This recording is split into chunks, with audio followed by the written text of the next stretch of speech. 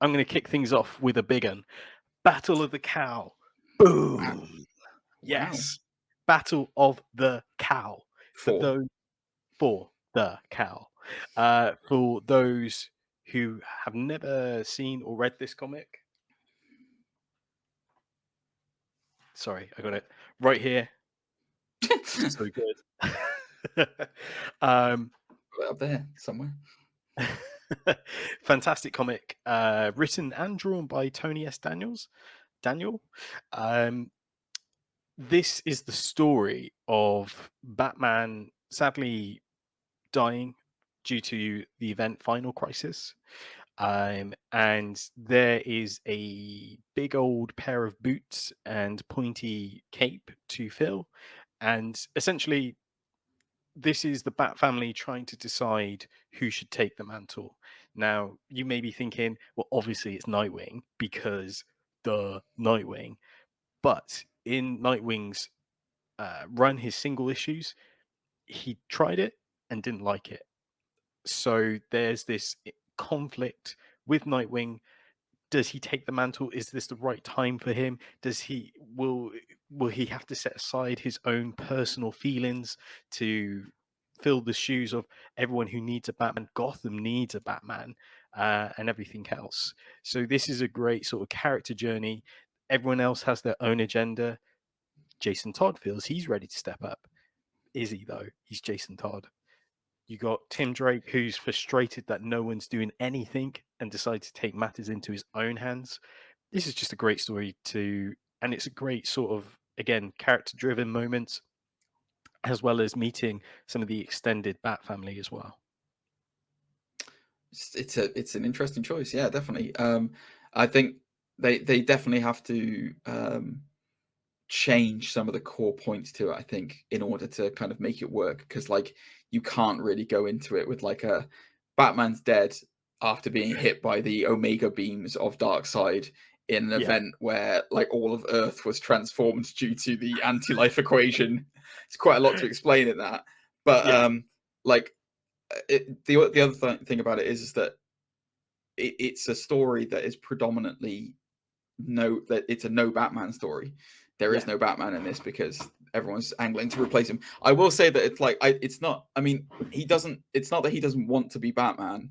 It's that he wants to be his own man, and he doesn't want to become Bruce Wayne, and that's a lot of the reason for why Dick Grayson is very reticent to become the new Batman. And then Jason Todd thinks it's his birthright because of the fact that he was Robin, and obviously Dick doesn't want to be Batman. So like that, but then it's like, well, you can't really have a Batman who murders people. So yeah, it's a good story. I almost picked the Grant Morrison Batman and Robin run after this. So the one that happens right after this, where, spoiler alert, guys, Dick Grayson does become Batman, and then Damian Wayne is his Robin.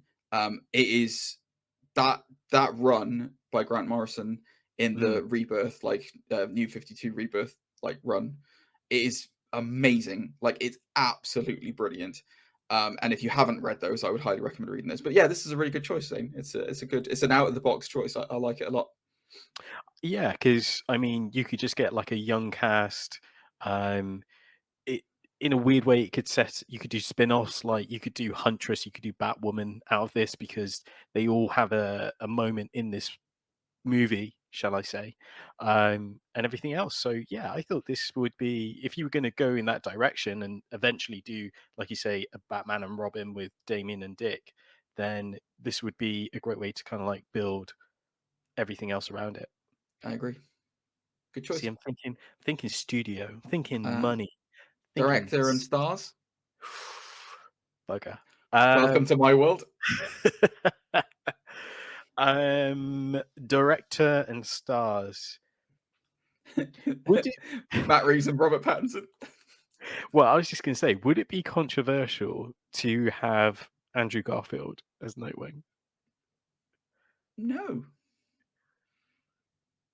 I can see it's the hair, isn't it? That's what you're thinking of. It's the pompadour hair that he's got. That's what it is. And the charm. Like, I need someone to woo the crowd.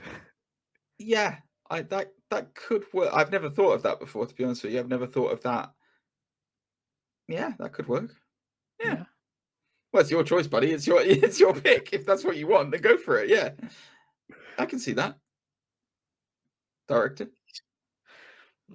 I don't know. I Maybe don't know. I don't know. Who's a good director at DC? Well, at Warner Brothers. Oh, give it to the Wachowskis. There you go. They're at Warner. Oh, I was going to say, what about the chap who did Dune and Oh, Blade Denis Runner? Villeneuve. Yeah, Mm, maybe not I stylized enough for him. yeah, I think you need something much more. I think, ironically enough, I think the Green Lantern stuff would have been amazing. That would be amazing with Mm. Denis Villeneuve. Like the I was thinking visuals. Batman Beyond when you were talking about it. I Also was Batman thinking, Beyond. Yeah, you want with that as good as Gotham would look with him. Like you want something that's visually spectacular with him. So like I don't know if this would apply, but it's not a bad show. He's a great director, and he's a great Edgar Wright. director. Maybe Edgar Wright, I'd say. Right, it's a great shout. That's a very good shout. Yeah, That is a very good shout. like Yes. it was sort of Baby Ooh, Driver sort of. Andrew Garfield and Edgar Wright. Oh, I like that a lot, Yeah. Zane. Oh, Mm. you dirty boy. Oh, Getting I like that. goosebumps. Imagine if my wife comes home and hears that. Feels like an exec meeting right now, doesn't it? We're all there going, "Oh One day, yeah, one day, summer I'll, 2023." I'll get out of this pit of work that I'm in at the moment and we'll be execs at Warner. Cool. Nice.